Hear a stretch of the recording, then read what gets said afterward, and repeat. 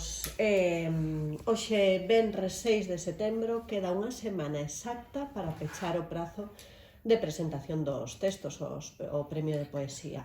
Ademais, comeza a derradeira semana, sempre unha semana frenética, na que acabamos recibindo a maior parte dos participantes.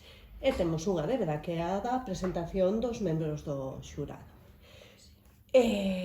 Como sempre, hai unha persoa que fixa que é o gañador ou a gañadora da edición pasada. Neste caso é Beatriz Dourado.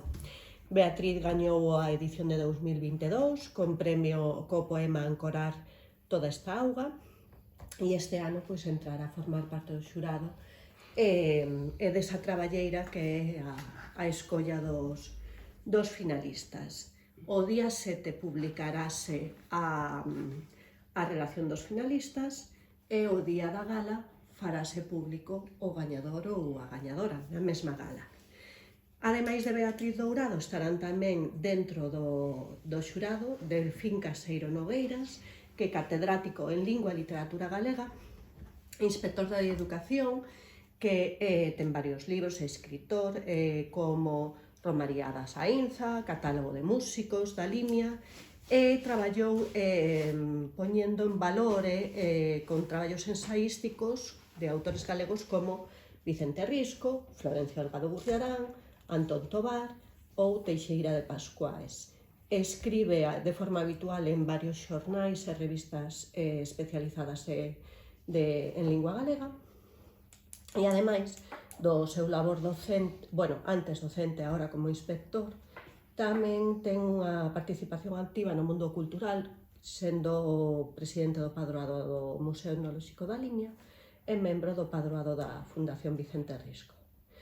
En todos os xurados sempre tentamos que participe alguén relacionado co mundo da música. Neste caso escollimos a Raúl Diz Casal, guitarrista, mestre de música no CPI FEAL en Narón, e chegou ás nosas vidas, por así dicir, a través da musicalización que fixo dos poemas de Florencio Delgado Gurriarán no 2022 co EP titulado De Cormo o Far West.